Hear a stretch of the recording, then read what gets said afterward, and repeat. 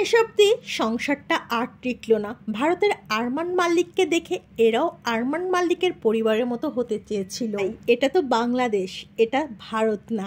আজ নাস্তা রেডি করতে করতে বাংলাদেশের আরমান মালিকের পরিবার নিয়ে আপনাদের সাথে কিছু কথা বলবো। আর এই টপিকসটা বাংলাদেশের সব থেকে ট্রেন্ডিংয়ে চলছে। আমরা যারা এই সোশ্যাল মিডিয়াতে কাজ করছি সবাই কিন্তু টিয়া পেস্টটা সবাই মোটামুটি চিনি। আর এখানে আছে আরমান মালিক রূপে আহাদ, যাকে আমরা 203-এর হাজব্যান্ড হিসাবে চিনি।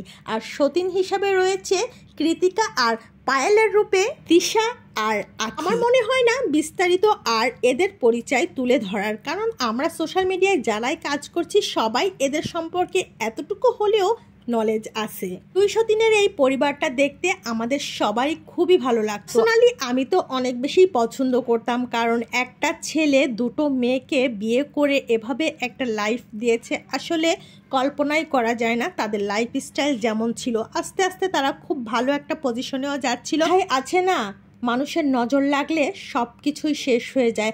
আমার মনে হয় এরকম কোনো কিছু আবার নাও হতে পারে, কজ মেয়েদের মনে কখন কি চলে মেয়েরা ছাড়া আর কেউ বুঝতে পারে না। আখি নাকি আহাদকে ছেড়ে চলে এসেছে। এই বিষয়ে আখিকে অনেক বড় ব্লেম করা হয়েছে যে 50 লাখ টাকার দেনা হয়েছে তার হাজব্যান্ড, দ্যাটস ওয়াই রাতের অন্ধকারে ছেলেকে নিয়ে চলে এসেছে। এই কথা শোনার পর আখি তার ফেসবুক স্ট্যাটাসে যেটা লিখেছে সেটা এখন আপনাদের সাথে শেয়ার করব।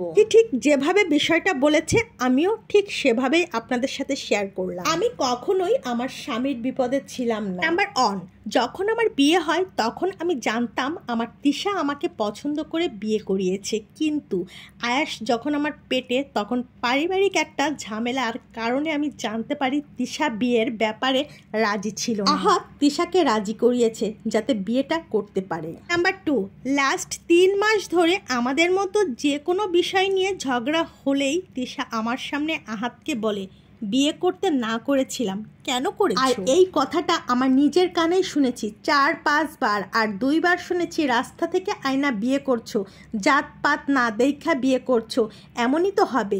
আমাদের সব ঝামেলা কিন্তু বলতে গেলে কিছু কমন ব্যাপার নিয়েই হয়। 3, এখন ঝগড়ার মেইন ব্যাপারগুলা বলি। আমি যখন আহাদকে বলতাম সারাদিন পার হয়ে যায়, তুমি আমাকে একটু হাগও করো না, আমাকে কেন একটু সময় দাও না?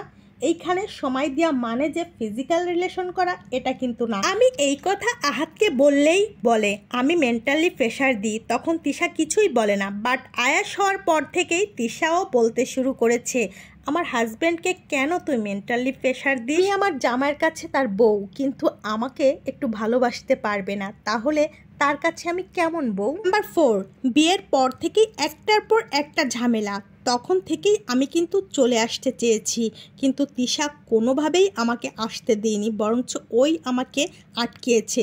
একটা সময় তিশা প্রেগনেন্ট হওয়ার পর আমাকেও বলে বাবু নিতে, তখনই কিন্তু আমি বাবুটা নিয়েছি। নাম্বার 5, আমি জানি আহাদ আমাকে তিশার মতো ভালোবাসতে পারবে না, আমি কখনো আহাদকে ফোর্সও করিনি আমাকে তিশার মতো ভালোবাসো, তাই বলে আমাকে এমনভাবে কষ্ট দিবে। দুজনের গলায় লাভ বার্ড নিয়ে ঘোরে, এগুলো দেখে আমার খারাপ লাগাটাই স্বাভাবিক। এক বিছনায় শুইলেও তিশাকে জড়িয়ে ধরে শুয়ে থাকে, আমি আমার মতো এক কোনায় পইড়া থাকি।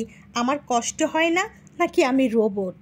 আমার শ্বশুর শাশুড়ি আমাকে কেন পছন্দ করবে না? তারা যেহেতু ভিডিওতে আসে, আমি আশা করব সরাসরি যেন বলে আমাকে পছন্দ করে না।